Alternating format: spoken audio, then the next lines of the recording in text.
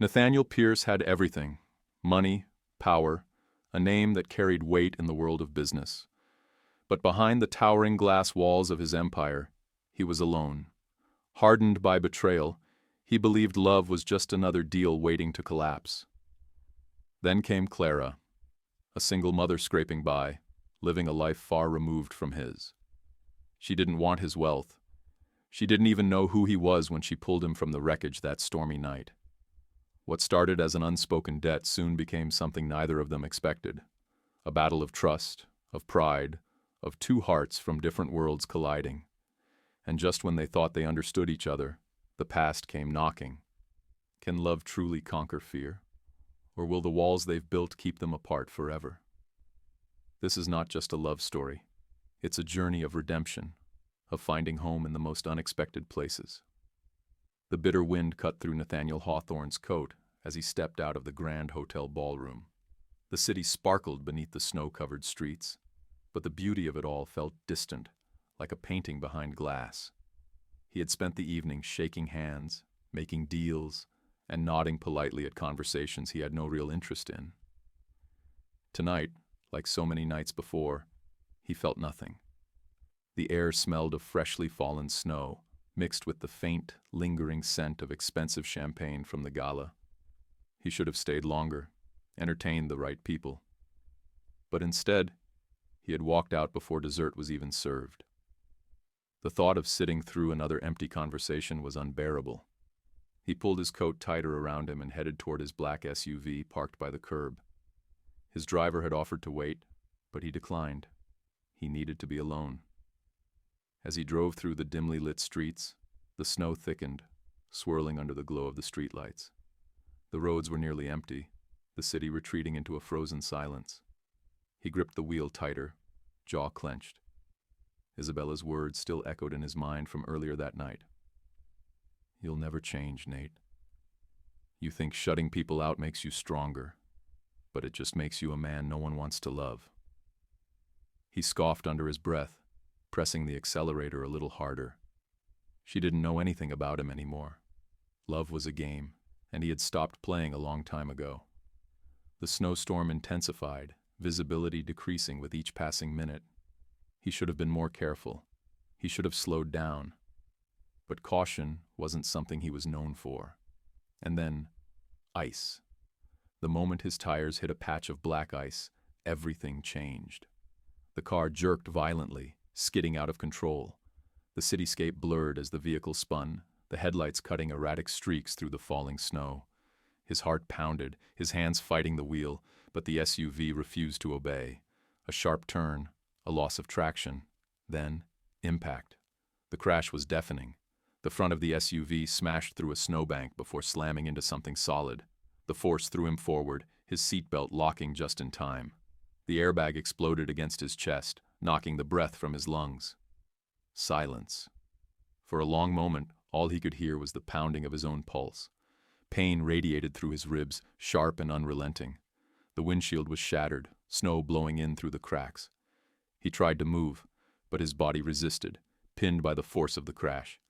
His fingers fumbled for his phone, but when he brought it to his face, the screen was cracked, unresponsive. He was trapped. The realization sank in like a stone. Snow continued to fall, thick and relentless, threatening to bury the wreckage. The cold crept in, biting at his exposed skin. His breaths came in short, uneven bursts. For the first time in years, fear crept into his chest. Then, a shadow. A figure emerged through the storm, hesitant but determined. Bundled in layers of worn clothing, she moved quickly toward the wreckage. "Hey, can you hear me?" Her voice was firm, cutting through the wind. Nate tried to respond, but the words caught in his throat. She didn't wait. Bracing against the howling wind, she pried open the dented door, her hands raw from the cold. "I need to get you out of here," she muttered, more to herself than to him. A pair of steady hands grasped his shoulders, supporting his weight as she pulled him free from the wreckage. The world tilted, his vision swaying as the cold air stung his skin.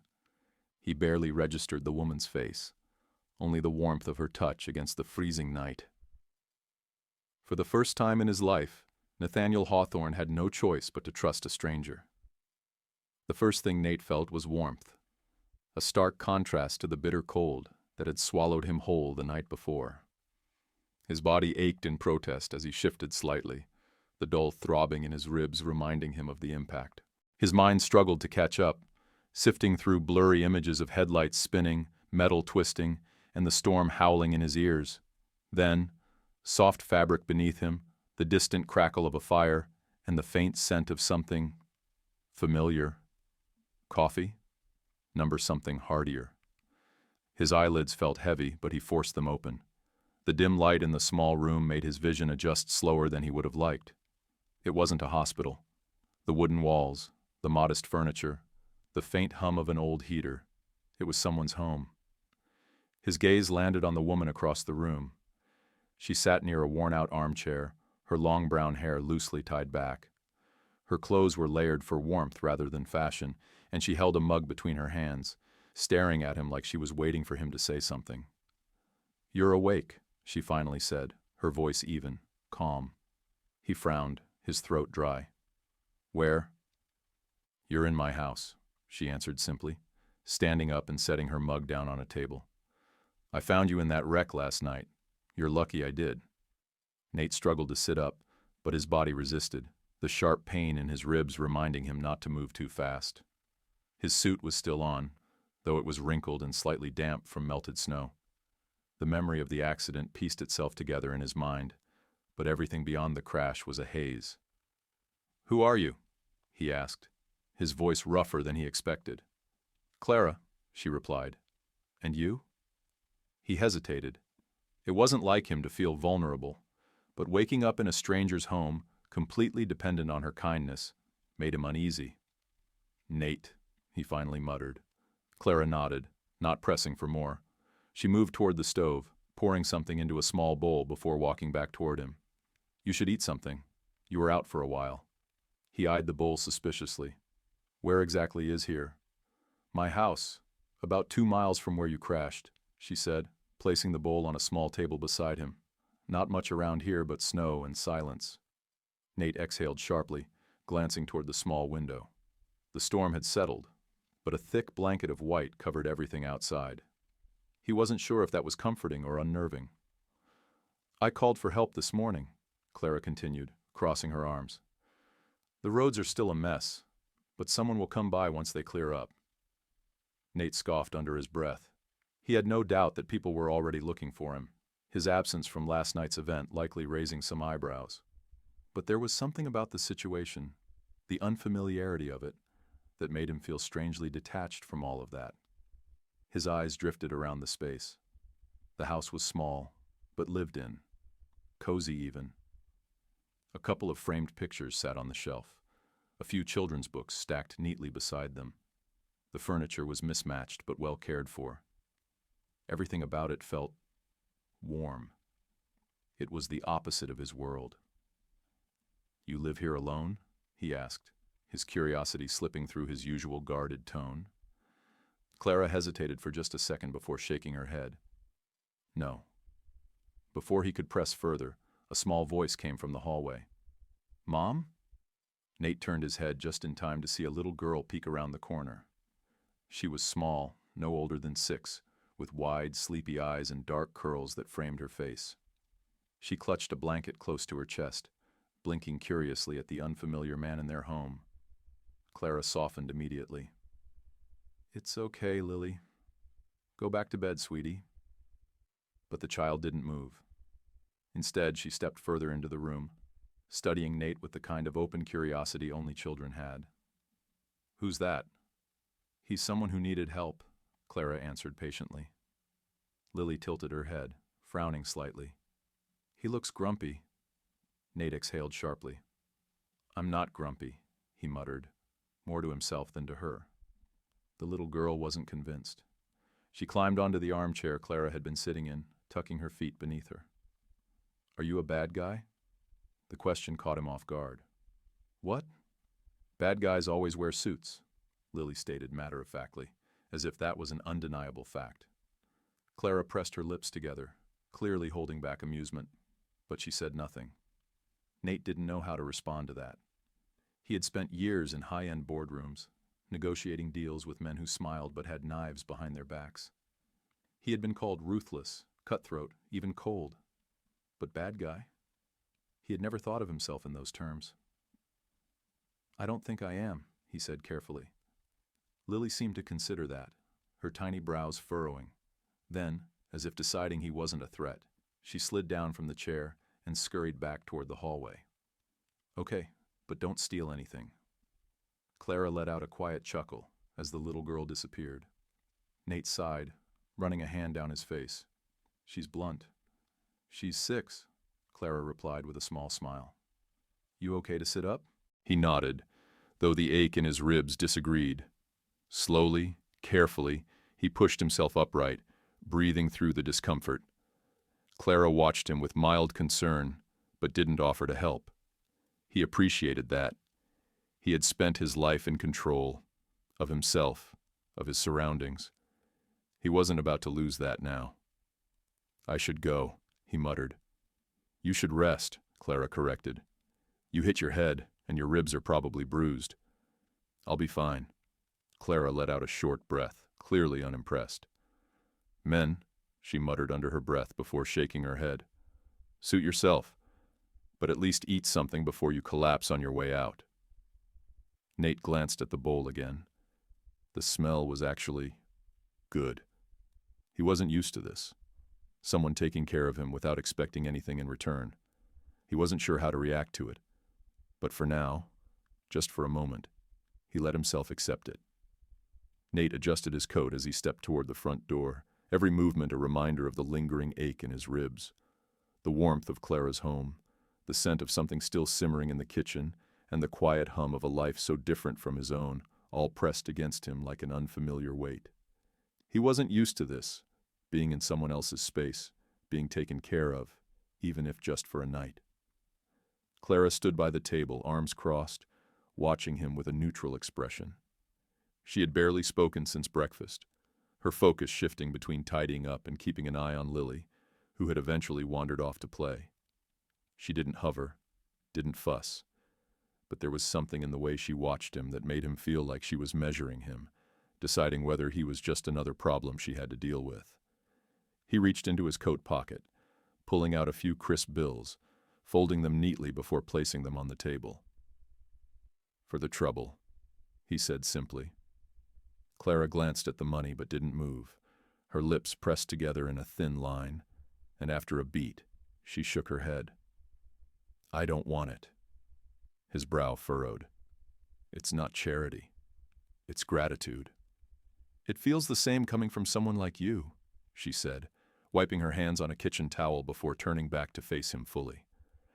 "You think I helped you because I expected something in return?" "No," he admitted, exhaling slowly. "But I know time and effort aren't free." Her expression didn't waver. "Neither is basic human decency." Nate wasn't sure why her refusal unsettled him. People rarely turned down his money. Money was a universal language, a solution to most problems.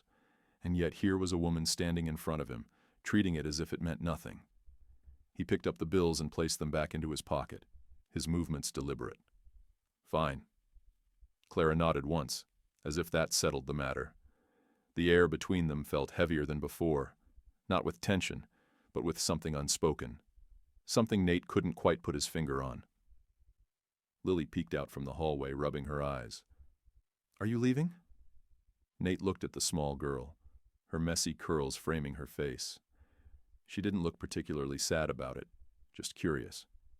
"Yes," he said. She studied him, then pointed at him with a tiny finger. "Don't crash again." His lips twitched despite himself. "I'll do my best." Lily gave a satisfied nod and disappeared back into whatever corner of the house she had claimed as hers. Clara walked him to the door, her hand resting briefly on the knob. "The storm's cleared, but the roads are still slick. Drive carefully." He nodded, but hesitated for a second longer than he should have. "Thanks." She didn't say anything, just gave a small nod before stepping back, allowing him to leave. The cold bit at his skin as he stepped outside, the brightness of the fresh snow forcing his eyes to adjust. His SUV was still a wreck, half buried in ice, but his people would handle that soon enough. As he called for a car, his thoughts lingered on the house behind him, on the woman who had pulled him from the wreckage and refused his money as if it meant nothing. It should have been easy to leave all of it behind. But for the first time in a long time, something or someone stayed on his mind. The city skyline stretched before Nate as he sat in his high-rise office, floor-to-ceiling windows offering a view of the world he was accustomed to. Everything below was moving, structured, efficient, just the way he liked it. But his mind was elsewhere, on a small house buried in snow, on a woman who refused his money, and on a little girl who had bluntly told him not to crash again. It should have been easy to forget. Yet Clara's stubbornness lingered, and the more he thought about it, the more he realized how rare it was to meet someone who didn't want something from him. It was unsettling, but oddly refreshing.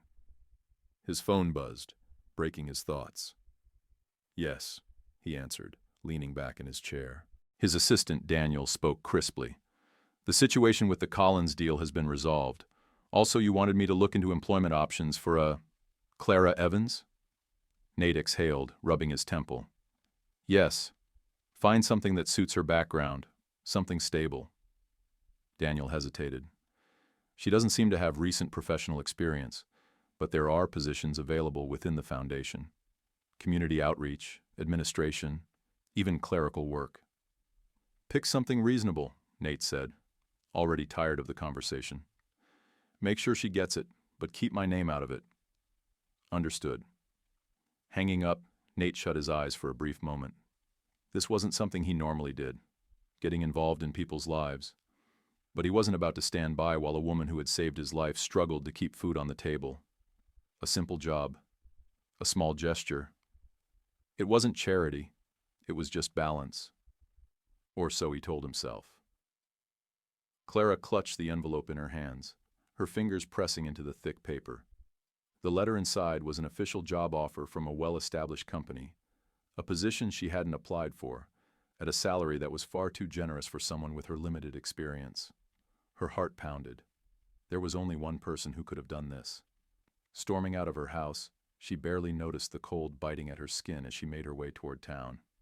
The last thing she wanted was anyone's pity, least of all from a man who barely knew her.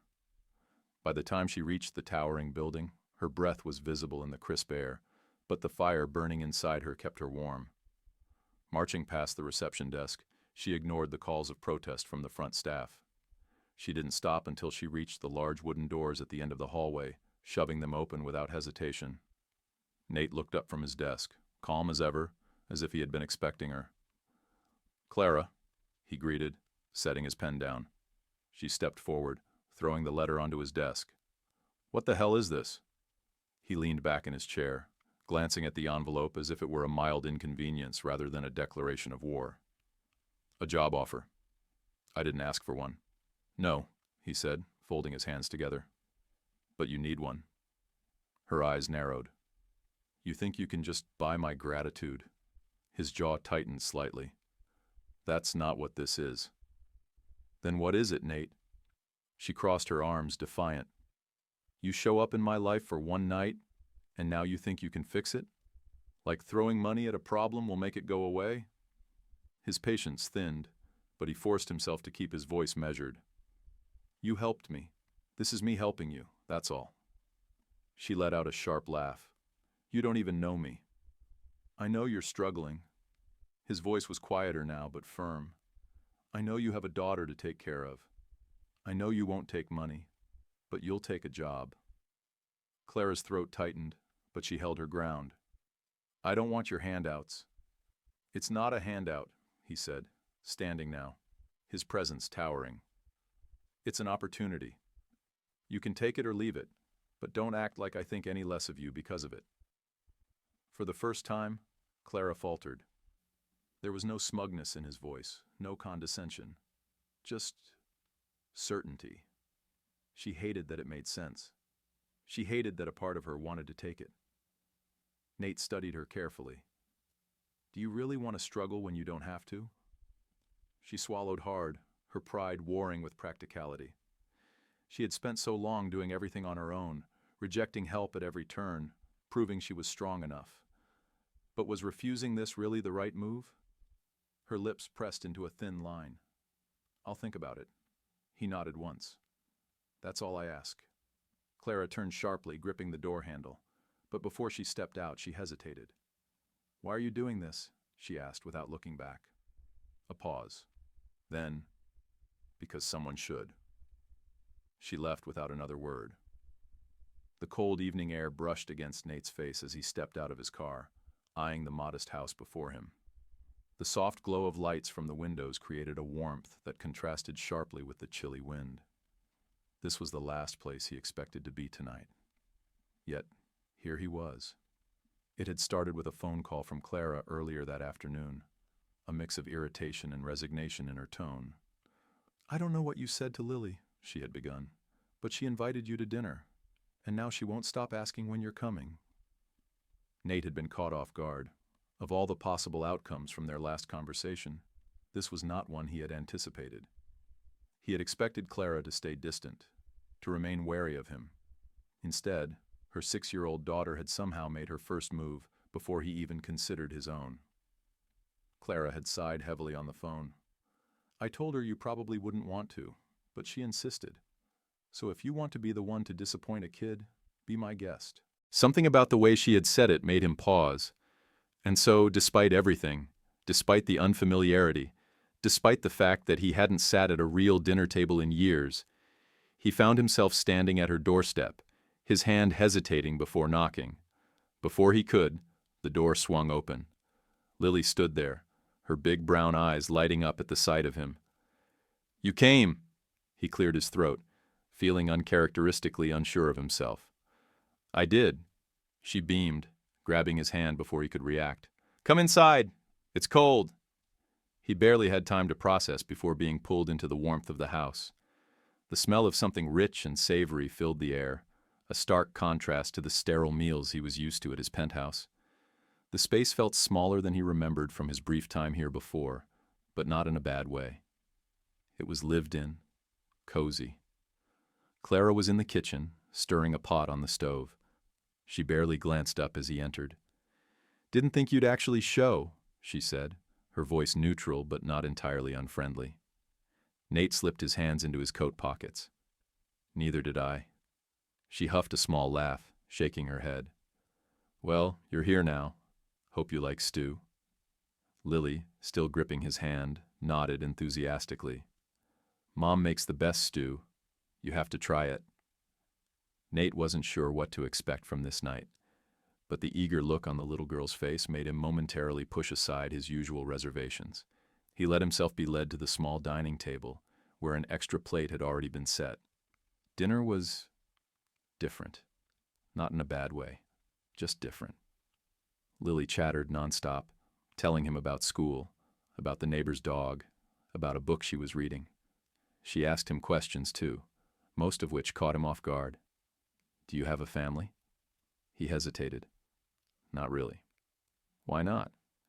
He glanced at Clara, who gave him a look that clearly said, "You walked into this one." "It's complicated," he finally answered. Lily seemed to consider this, then nodded as if accepting it. "That's okay. You can borrow ours for tonight." Something in his chest tightened unexpectedly. For the first time in a long time, dinner wasn't just a formality or a business engagement. It was human, simple, messy, filled with laughter and interruptions. He wasn't used to it. Nate sat in his office late that night, staring at the skyline of the city he had built his life around. The evening with Clara and Lily had unsettled something deep within him. It wasn't just the warmth of their home or the unfamiliar comfort of sharing a meal that lingered in his mind. It was the way he had felt like an outsider, looking in on a world he had long shut out. His hand rested on the tumbler of whiskey in front of him, but he hadn't taken a sip. Instead, he let his mind drift to memories he rarely allowed to surface. Isabella. Even thinking her name left a bitter taste in his mouth. Years ago, he had believed in love, or at least in the version of it he thought was real. Isabella had been charming, beautiful, and persuasive, slipping seamlessly into his life as if she belonged there. At the time, he had been younger, more trusting, foolish even. He hadn't questioned why she had shown up in his world so effortlessly, hadn't doubted her affection, until the day he found out. She hadn't loved him. She had loved the power, the wealth, the lifestyle that came with being with him. And when the opportunity arose for her to trade him for something greater, someone richer, more influential, she hadn't hesitated. She had left, without remorse, without a second thought. The scandal had been public, the humiliation worse than any business loss he had ever suffered. But the real damage hadn't been to his reputation. It had been to the part of him that had once believed love could exist without conditions. From that day forward, he had made a rule for himself. Never let emotions dictate decisions. Never trust anyone blindly. Never be vulnerable. And yet, tonight, sitting alone in his office, he wondered if that rule had started to crack. Across town, Clara sat on the edge of her bed, staring at the old photograph in her hands. It was worn, the edges curled slightly, but the image was still clear. A younger version of herself, standing beside a man who no longer existed in her life. Michael. She hadn't spoken his name aloud in years. At one time, she had loved him. She had believed in the promises he made. In the future, they were supposed to build together. They had been young, full of dreams, and for a while it had felt like those dreams might actually come true. Then, Lily had been born.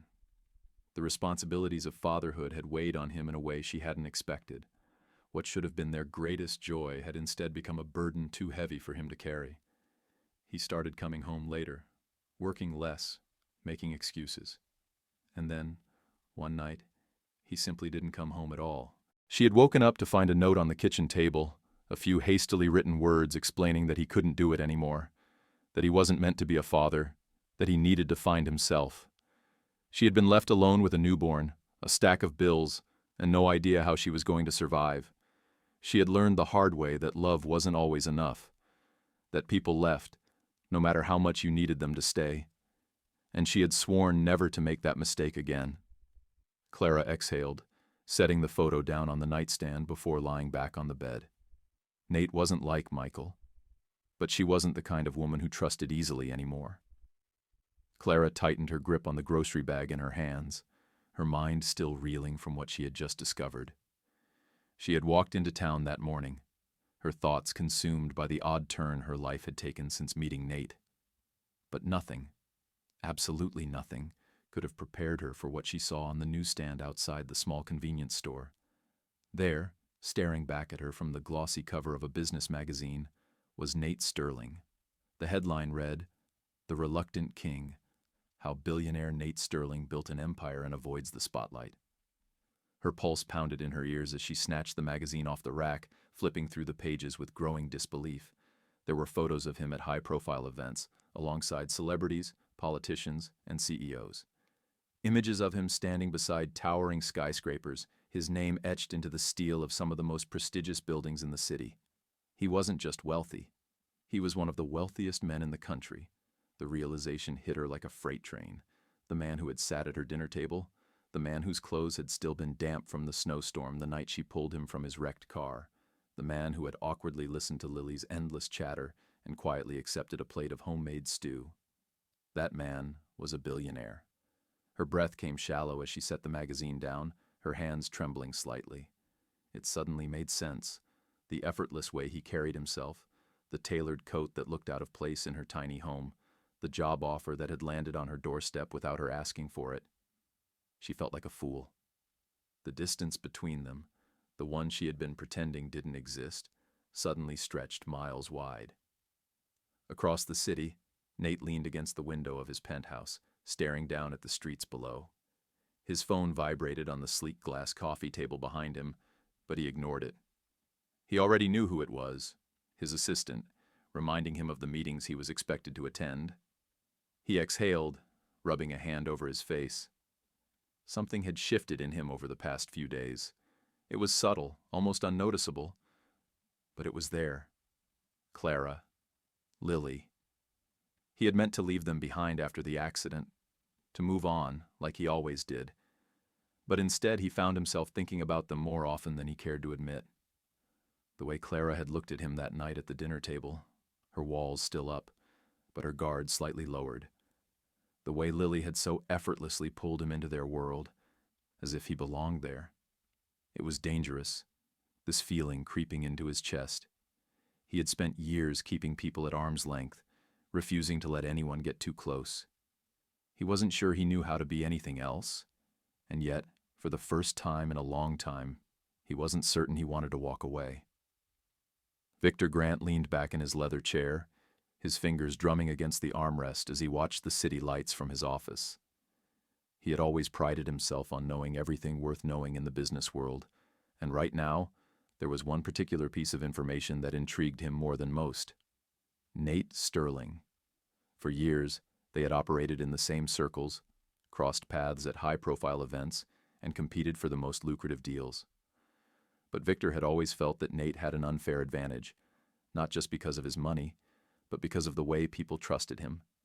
Nate had the reputation of being the reluctant billionaire, the businessman who didn't care about power plays and ruthless tactics. And yet, here he was, still sitting at the top. Victor despised that, which was why, when a new piece of gossip landed on his desk, he wasted no time in digging deeper. Nate Sterling had been seen with a woman, not just any woman, an unknown, a nobody, a single mother from nowhere. Victor smirked as he flipped through the photos on his screen. Clara Evans. There she was, stepping out of a small grocery store, her daughter holding her hand. Another picture showed Nate standing near her house, an expression on his face that Victor had never seen before. Interesting. If there was one thing Victor understood, it was leverage. And right now, this woman was a weakness waiting to be exploited. Clara knew something was wrong the moment she walked into the diner that morning. Conversations hushed as she passed, and a few people turned to glance at her, their expressions unreadable. She frowned but kept walking, tightening the apron around her waist as she made her way toward the counter. It wasn't until she caught sight of the newspaper lying beside the coffee machine that her stomach twisted. The headline read, "From Rags to Riches. Mystery Woman Caught in Billionaire's Orbit." Her throat went dry as she grabbed the paper, skimming the words that followed. It painted an ugly picture, suggesting that she was nothing more than a gold digger, a woman who had strategically placed herself in Nate's life to take advantage of his wealth. It twisted facts, making her kindness the night of the accident sound calculated, as if she had known exactly who he was all along. Heat flushed her skin as she read the final line. A woman like Clara Evans doesn't just stumble into a billionaire's world, she makes sure she stays there. She barely noticed when Beth, the diner's manager, stepped beside her. Clara slowly set the paper down. Who wrote this? Beth hesitated. Victor Grant. The name meant nothing to her, but from the way Beth said it, she knew it wasn't good. Clara inhaled sharply, trying to steady herself. She had survived worse. She had endured heartbreak, betrayal, and years of struggle. But this, being painted as something she wasn't, felt different. Because for the first time in a long time, she actually cared what someone else thought of her. Clara stormed into her small house, slamming the door behind her, as if that could shut out the humiliation burning through her veins. The words from the article still echoed in her mind, each accusation cutting deeper than the last. Gold digger. Manipulator. A woman who knew exactly what she was doing when she rescued Nate Sterling. She could handle gossip. She had lived through whispers, judgmental glances, and the quiet pity of strangers when Michael had left. But this was different. This was public. This was tied to Nate. Her stomach twisted at the thought of him reading those same words, of him even considering that any part of it might be true. A sharp knock at the door made her flinch. She knew who it was before she even opened it. Nate stood there, his expression unreadable, the tension between them thick. Clara, you read it, she cut in, her voice sharp. His jaw tightened. I did. She let out a hollow laugh, crossing her arms over her chest. And? Nate exhaled, stepping forward slightly. And it's garbage. You know that. Do I? She challenged, her voice cracking despite herself. Because I sure as hell don't know what you're thinking right now. Are you here because you believe me? Or because you want to see for yourself if I'm exactly what they say I am? His face darkened. That's not fair. Isn't it? She shook her head, gripping the edge of the door as if it were the only thing keeping her upright. I don't belong in your world, Nate. I never did. And now, thanks to you, I have reporters looking at me like I'm some kind of con artist. My name is out there in ways I never wanted. My daughter's name. Nate ran a hand through his hair, frustration etched into his features. You think I wanted this to happen? I think, she whispered, swallowing hard, that it doesn't matter. Because at the end of the day, I'm the one who has to deal with it, not you. A tense silence stretched between them. Something flickered in Nate's eyes, something she couldn't quite place. Hurt, frustration. But he didn't try to argue, and that hurt more than anything. Clara inhaled shakily. I can't do this, Nate. I don't want to be a name and a scandal attached to you. I just want my life back. His jaw clenched. So what? You're pushing me away because of what some headline says? I'm pushing you away because I have no other choice. The finality in her tone made his chest tighten. She stepped back, gripping the door handle, her voice barely above a whisper. Goodbye, Nate. And before he could say another word, she closed the door. Nate stood there for a moment, the cold night air pressing against his back. His fists clenched at his sides, his frustration mounting. He had been accused of many things in his life, ruthless, emotionless, detached. But no one had ever pushed him away for something he didn't do. He realized just how much he hated being powerless. Clara's heart pounded as she carried Lily into the emergency room, her daughter's small frame trembling in her arms. The wheezing was sharp, each breath a battle, and the sound of it sent waves of panic crashing through Clara. Help! Please, my daughter. She can't breathe. The nurses sprang into action, a wheelchair appearing at Clara's side within seconds. Hands pulled Lily from her grasp, rushing her toward the exam room, doctors barking orders Clara barely registered. Her hands shook as she clutched her coat, watching helplessly as they placed an oxygen mask over Lily's face. It wasn't the first time this had happened, but it never got easier. A voice broke through the fog of her panic. Clara. She turned sharply, expecting a nurse, maybe a doctor, but her breath hitched at the sight of the man standing before her. Nate. His suit was disheveled, his tie loosened, as if he had run straight from a meeting. His eyes scanned the room before locking onto Clara, his jaw tight with worry. What are you doing here? She asked, her voice hoarse. I heard, he said simply. Clara blinked, still struggling to process his presence. How had he known? Her voice caught as she glanced back at the exam room where Lily was being treated. She's had attacks before, but this one was bad. Nate didn't hesitate. He reached out, his fingers brushing against her elbow. A grounding touch, solid and real. She's in the best hands now, he said, his voice steady. For the first time in hours, Clara allowed herself to breathe. She hadn't expected him to come, hadn't thought he would care enough, not after the way she had pushed him away. But here he was, standing beside her in a hospital waiting room, his presence unwavering. She wondered if she had been wrong about him. Nate had barely stepped out of the hospital when he saw her. Isabella. She stood near the entrance, wrapped in an expensive coat, her blonde hair styled to perfection. Her lips curled into a knowing smile as she stepped toward him, her heels clicking against the pavement with an air of confidence she had never lost. Nate, she purred, tilting her head in that way she always used to when she wanted something. It's been too long. Nate felt an old, familiar irritation creep in. He had spent years closing the chapter of his life that included Isabella. She had been a lesson he had learned the hard way, one that had cost him not just trust, but a part of himself he had never quite gotten back. His voice was clipped. What are you doing here? She let out a soft chuckle, as if amused by his guarded tone. Come on, Nate. Is that really how you greet an old friend? We're not friends. Her smile didn't waver, but her eyes flickered with something Annoyance? Disappointment? It didn't matter. I heard about the little situation you found yourself in, she continued, crossing her arms. A small-town woman, a child that isn't yours. Sounds awfully domestic for you. Nate clenched his jaw, resisting the urge to walk away. It's none of your business. Isabella sighed, her voice softening. Nate, I'm not here to fight. I just want to talk. About us. There is no us, he said firmly. She reached out, brushing her fingers against his sleeve. We were good together once. No, we weren't, he said, stepping back. You were good at pretending, and I was stupid enough to believe you. Her expression faltered, just for a moment. But then she laughed, as if this was all just a game to her.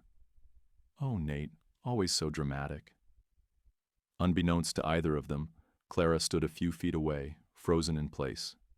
She had come outside for air, needing a moment to clear her thoughts after everything that had happened with Lily. But what she had stumbled upon was something else entirely. A beautiful woman. Nate. Their familiarity. She didn't need to hear the words to understand what she was seeing. It was written in the way Isabella looked at him, in the history that lingered between them. Clara had known all along that she and Nate came from different worlds, but seeing it laid out so clearly before her, seeing a woman like Isabella fit so effortlessly into his life, made it undeniable. She had been foolish to think, even for a moment, that she belonged anywhere near him. Nate turned slightly, as if sensing her presence.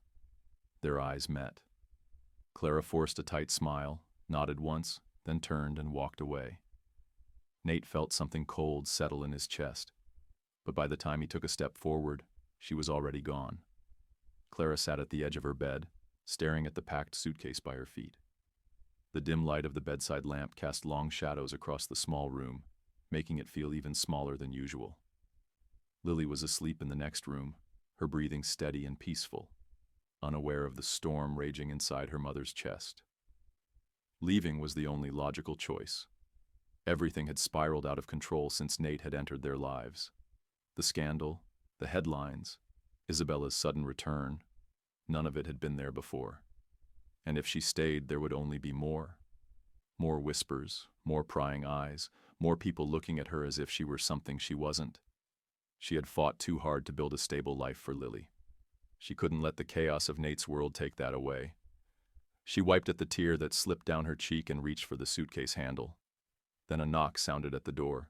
Her stomach twisted as she hesitated, knowing exactly who it was before she even opened it. Nate stood there, his expression unreadable, but there was something in his eyes that made her chest tighten. You're leaving, he said, his voice low. Clara swallowed hard. I have to. He stepped inside without waiting for an invitation, his eyes darting to the suitcase before locking onto hers. Why? She let out a shaky breath. Because this isn't my world, Nate. It never was. Nate exhaled sharply, running a hand through his hair. That's not a reason.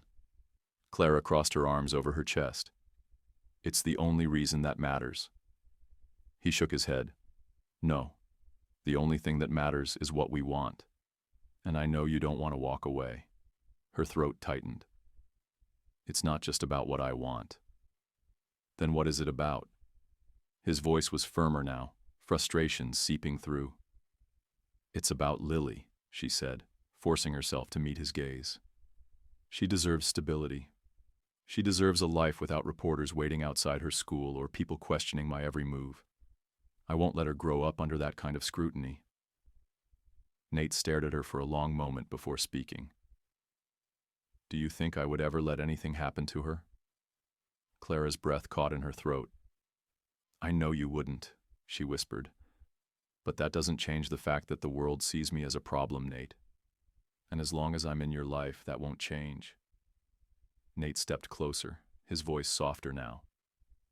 Then let me fix it. She shook her head. You can't fix what people want to believe. A silence stretched between them, heavy and unspoken. Finally, Nate's jaw tightened, his hands curling into fists at his sides. If you walk away now, Clara, I don't think I'll be able to let you go. Clara swallowed past the lump in her throat, but she still picked up her suitcase. Nate watched as she stepped past him, each step feeling heavier than the last. Nate sat at his desk, his jaw clenched as he stared at the damning evidence spread before him. Pages of documents, emails, and leaked messages, all pointing to one man, Victor Grant. He had suspected it from the start. The sudden smear campaign against Clara, the perfectly timed headlines, the whispers that painted her as a gold digger. It had all felt too deliberate, too orchestrated. And now, Nate had proof. His fingers drummed against the desk as he exhaled sharply. There was no turning back now. The press conference was packed. Cameras flashed, reporters murmured, waiting for something, anything, to fuel the next round of headlines.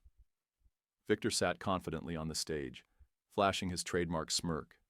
He had built an empire on deception, and it seemed he was ready to play his next move. Then Nate walked in. The room went silent. Nate wasn't supposed to be here. He wasn't scheduled to speak. But as he strode forward, his presence alone commanded attention. Victor's smirk faltered for just a second. Nate took the microphone, his voice steady. I wasn't planning on addressing this today, but I can't stand by while someone I care about is torn apart by lies. The murmuring among the press grew louder. Victor chuckled, leaning back. Nate, you don't have to do this. Nate's eyes darkened. Actually, I do. He held up a folder, flipping it open. The projector behind him lit up, displaying email correspondences, Victor's private conversations, instructing journalists to spread false stories about Clara. Gasps rippled through the crowd. Victor's face paled. This is ridiculous. No. What's ridiculous is that you thought you could get away with it. Nate's voice was cold, cutting. You destroyed someone's reputation because you were too afraid to face me in a fair fight. But now, everyone knows exactly who you are. The press went into a frenzy. Victor looked around, panic creeping into his features. For the first time, he had no scripted response, no clever manipulation to twist the narrative. He had been exposed. Clara watched it all unfold from her small living room, the television screen illuminating her face. Her heart pounded as she listened to Nate's words, as she saw the conviction in his stance. He had fought for her, publicly, without hesitation. And she had doubted him. A wave of guilt washed over her, tightening around her chest. She had pushed him away, convinced that the world he lived in was one she would never survive. But maybe she had been wrong. Maybe, just maybe, Nate Sterling wasn't just another man who played by the rules of power and wealth. Maybe he was different. The city skyline stretched before Nate, the golden glow of the sunset casting long shadows across his office. He stood by the floor-to-ceiling windows, hands tucked into his pockets, deep in thought. Victor's downfall should have been the end of it. But it wasn't. The man had nothing left to lose, and that made him dangerous. Nate had received the call an hour ago. A high-stakes business deal, worth millions, was suddenly in jeopardy. Investors were pulling out, citing concerns over Nate's public involvement with Clara. Rumors swirled that Victor, in a last desperate attempt to regain power, was behind the entire thing. A calculated move. If Nate walked away from Clara, the deal would go through. If he stayed, his empire would take a hit. For the first time in his life, the choice wasn't about profit margins or power. It was about her. It was about Lily. A knock at the door pulled him from his thoughts. His assistant stepped in, expression careful. Mr. Sterling, the investors are waiting for your response. Nate exhaled. Reschedule the meeting. Indefinitely. She hesitated. Sir? If we don't... I said reschedule. His voice was firm, final. Meanwhile, Clara sat at her kitchen table, absent-mindedly stirring her tea. The news had reached her. She wasn't naive. She knew how much this deal meant to Nate. She knew what it would cost him to let it go. And yet, he had done it anyway. A soft knock at the door made her heart jump. She opened it to find Nate standing there, his expression unreadable. Can I come in? She stepped aside, nodding. Nate took a slow breath before speaking. Victor tried to make me choose. Clara swallowed. And? He looked at her, eyes steady. I chose you. Something inside her cracked. For so long, she had convinced herself that Nate Sterling belonged to a world that would always come first, one where money and power dictated every move. But now, standing before her, was a man who had just given up millions without a second thought. For her. For Lily. She let out a shaky breath, emotions swelling in her chest. Nate, Before she could finish, he reached out, gently taking her hands in his. I don't care about the money, Clara. I don't care about the deals or the headlines. I care about you. His voice was raw, honest. I was blind for too long, but I see clearly now, and I'm not letting go. Tears welled in her eyes, but this time they weren't from fear. This time, they were from hope. Clara sat on the couch, her hands wrapped around a cup of tea that had long since gone cold. The warmth of the small apartment contrasted with the storm raging inside her heart. Everything had changed. Nate had given up a fortune for her. He had proven, beyond any doubt, that she wasn't just another passing phase in his life. And yet, the fear still lingered, whispering that this was all temporary, that the differences between their worlds would eventually pull them apart. A knock at the door interrupted her thoughts. Her pulse quickened. She didn't need to look through the peephole to know who it was. Taking a slow breath, she opened the door. Nate stood there, looking as calm and composed as ever, but there was something in his eyes, something softer, more certain, and then she saw it. The small velvet box in his hand. Her breath caught. But before she could say anything, he spoke. I'm not here to give you a grand speech. No fancy dinner, no fireworks, just this. He opened the box, revealing a simple yet elegant diamond ring. I don't need a mansion. I don't need a private jet or a life full of empty luxuries. All I need is a home. He exhaled, his voice steady. A home with you and Lily. Clara's vision blurred with tears. This was real. This wasn't about wealth or status. This wasn't a man trying to impress her with grandeur. This was Nate, standing in front of her, asking for nothing but a life together. A sob escaped her lips as she covered her mouth, nodding through the tears. Yes, she whispered. Yes, Nate. A rare, unguarded smile broke across his face as he slipped the ring onto her finger. And for the first time in a long time, Clara let herself believe in happiness. The sun bathed the garden in a soft golden glow, casting warm light over the rows of white chairs lined up along the aisle. A gentle breeze carried the scent of fresh roses, and the sound of quiet laughter rippled through the small crowd of friends and loved ones. Nate had always imagined that if he ever got married, it would be in a grand ballroom, with hundreds of guests, crystal chandeliers, and a lavish celebration fit for the elite. But today, standing at the altar in a modest yet beautiful garden, watching Clara walk toward him in a simple white dress, he realized this was perfect. This was everything. Lily, dressed in a pale blue dress, clutched a small bouquet as she beamed up at him from her seat in the front row.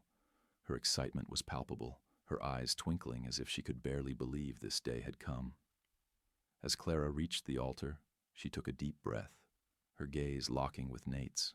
He had never seen her more beautiful, not because of the dress or the way her hair cascaded over her shoulders, but because of the peace in her eyes, the trust, the love, the quiet certainty that she belonged here, with him. The officiant began speaking, but Nate barely heard a word. His entire world had narrowed down to the woman in front of him, the woman who had walked into his life by chance and turned it upside down in the best possible way. When it was time for the vows, Clara's voice was steady. I never thought I'd find someone who could see me for who I am and still choose me. But you did, Nate. You didn't just love me. You fought for me. And I promise, for as long as I live, I will do the same for you. Nate swallowed hard, his throat tight with emotion. I spent my whole life thinking love was just another transaction, something you could negotiate, something that came at a cost. But you... He exhaled, shaking his head slightly, as if still in awe. You taught me that love isn't about what you can give or take. It's about who you are when everything else is stripped away. And when I stand here with nothing but my heart in my hands, I know I am yours. A single tear slipped down Clara's cheek as he gently took her hand. The officiant smiled. By the power vested in me, I now pronounce you husband and wife. You may kiss the bride. As Nate leaned in, a round of cheers erupted from their guests, but all he could focus on was the warmth of Clara's lips against his, the feeling of her hands trembling slightly in his, the overwhelming sense of home that settled in his heart. Lily ran up to them the moment they pulled away, throwing her arms around both of them in a tight embrace. "We're a family now," she whispered excitedly, her voice muffled against Nate's suit. He pressed a kiss to the top of her head. "We always were." As they walked down the aisle together, hand in hand, Nate finally understood. Love wasn't something you bought. It wasn't something you won. It was something you built. And as long as he had Clara and Lily by his side, he had everything.